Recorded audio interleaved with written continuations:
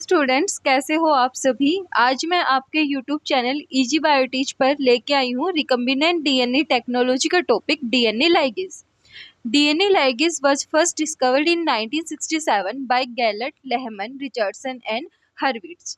जो DNA ligase जो enzyme है उसको सबसे पहले गैलेट, लेहमन, रिचर्डसन और हुरविट्ज नाम के साइंटिस्ट ने 1967 के अंदर डिस्कवर किया था। DNA ligation is the process of joining DNA strands together by catalyzing the formation of a phosphodiester bond. DNA ligation एक प्रोसेस है जिसके थ्रू हम DNA strands को क्या करते हैं, आपस में ज्वाइन करते हैं। That is the process of DNA ligation। और इसके थ्रू फॉस्फोडाइस्टर बॉन्ड्स की क्या होती है, फॉर्मेशन होती है। डीएनए लाइगेजेस और मॉलिक्यूलर ग्लू। डीएनए लाइगेजेस को हम मॉलिक्यूलर ग्लू भी बोलते हैं। So sticky ends are required for ligation. तो लाइगेशन के लिए हमें किसकी रिक्वायरमेंट होती है, स्टिकी एंड्स की रिक्वायरमेंट होती है। अब हम इसको एग्जाम्पल के थ्रू देखते हैं। जैसे कि जो इको R1 है, हमारे पास एक साइट है GAATTC।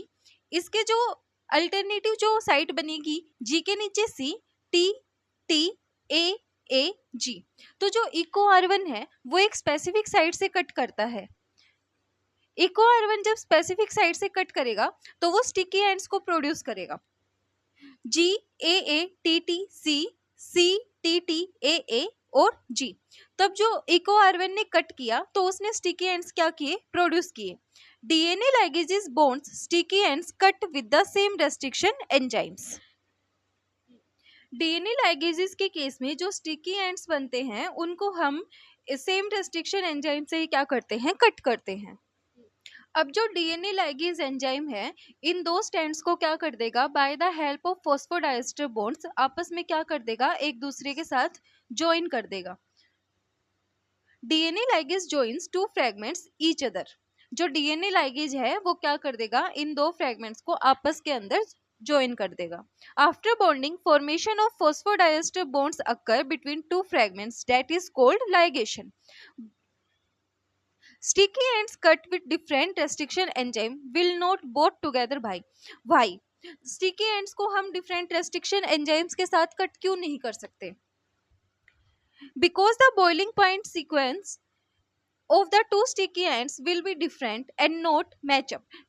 जो स्टिकी एंड्स हैं उनको हम डिफरेंट रेस्ट्रिक्शन एंजाइम्स के साथ कट नहीं करते।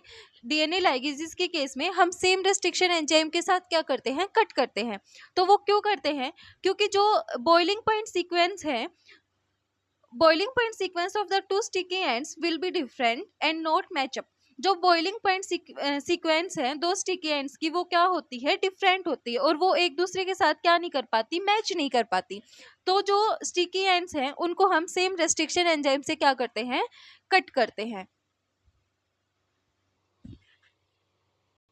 अब हम देखते हैं mechanism of DNA ligation. The mechanism of DNA ligase is to form two covalent phosphodiester bond between 3' hydroxyl end of one nucleotide with 5' phosphate end of other. Mechanism of DNA ligation के अंदर क्या होता है, formation होती है दो covalent phosphodiester bonds की between the 3' end और 5' एंड। अब हम देखते हैं स्टेप्स ऑफ मैकेनिज्म। पहले क्या होगा, reorganization of activity site such as nicks in DNA segment और Okazaki fragment. Second is adenylation of lysine residue in the active centre of the enzyme, और जो पायरोफॉस्फेट है वो क्या हो जाएगा, रिलीज हो जाएगा। Transfer of AMP adenosine mononucleotide phosphate to the 5' phosphate of the so called donor, formation of pyrophosphate bonds. Formation of phosphodiester bond between 5' phosphate of the donor and the 3' hydroxyl of the acceptor। अब हम mechanism of DNA ligase को diagram के through समझते हैं। ये क्या ले लिया हमने, डीएनए का स्टैंड ले लिया 3' टू 5', 5' टू 3' और 5' टू 3'। जो 3' एंड है उसके ऊपर हाइड्रोक्सिल ग्रुप प्रेजेंट है और जो 5' एंड है उसके ऊपर फॉस्फेट ग्रुप प्रेजेंट है। अब हम क्या करेंगे, एटीपी को क्या करेंगे, इंट्रोड्यूस करेंगे एडेनोसाइन ट्राइफॉस्फेट को। यहाँ से क्या होगा, जो एडेनोसाइन ट्राइफॉस्फेट से दो जो फॉस्फेट ग्रुप हैं वो क्या हो जाएंगे, रिलीज हो जाएंगे और ये क्या करेगा, जो एडेनोसाइन मोनोफॉस्फेट जो बचा है वो 5 प्राइम फॉस्फेट के साथ जाके क्या हो जाएगा, अटैच हो जाएगा। एडेनोसाइन मोनोफॉस्फेट 5 प्राइम फॉस्फेट के साथ आके अटैच हो गया। उसके बाद क्या होता है, जो ये फॉस्फेट ग्रुप है, मतलब जो 5 प्राइम एंड है वो 3 प्राइम एंड की तरफ मूव करने लगेगा। तो जो हाइड्रोक्सिल ग्रुप है, हाइड्रोक्सिल ग्रुप से जो H ग्रुप है वो क्या हो जाएगा, रिलीज हो जाएगा, और जो ऑक्सीजन है वो न्यूक्लियोफाइल के जैसे एक्ट करेगी।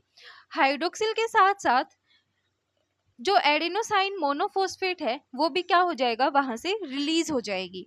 रिलीज होने के बाद क्या करें, जो 3 प्राइम और 5 प्राइम एंड है वो फॉस्फोडाइएस्टर बॉन्ड्स की क्या कर लेंगे, फॉर्मेशन कर लेंगे, और जो स्टैंड्स हैं वो क्या हो जाएंगे, आपस में लाइगेट हो जाएंगे, मतलब डीएनए के दोनों स्टैंड्स आपस में क्या हो गए, ज्वाइन हो गए। हमने क्या क्या पढ़ा, सबसे पहले तो 3 प्राइम एंड पे हाइड्रोक्सिल ग्रुप है और 5 प्राइम एंड पे फॉस्फेट ग्रुप है। हमने एटीपी को इंट्रोड्यूस्ड किया। डीएनए लाइगेज के केस में हम एएमपी को यूज करेंगे।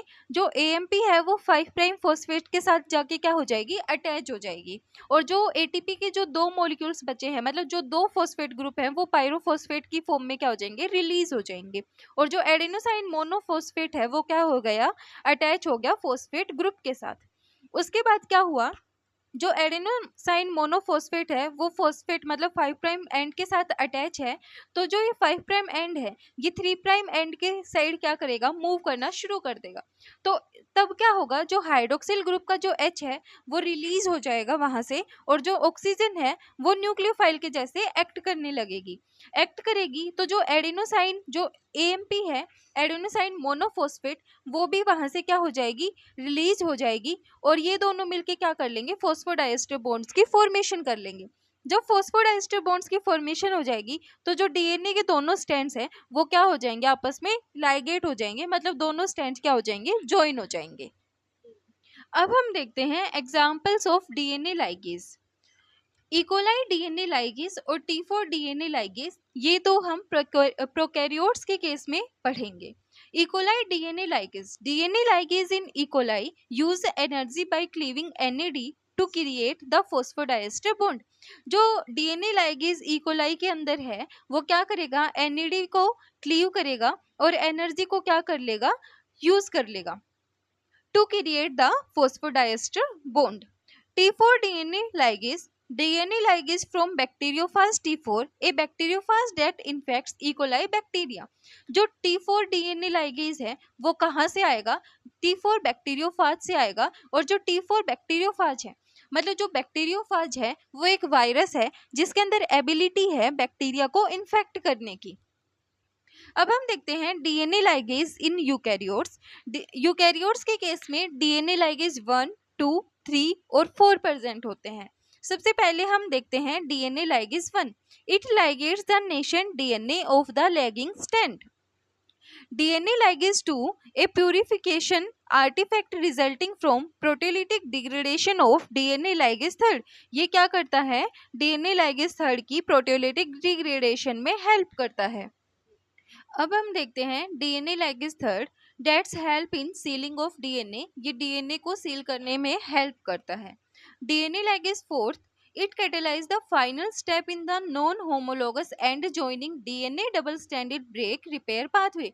ये क्या करता है, कैटेलाइज करता है final step in the non homologous end joining DNA double standard break repair pathway के अंदर। आज का हमारा टॉपिक इतना ही था। वीडियो पसंद आए तो लाइक, शेयर एंड सब्सक्राइब जरूर करना।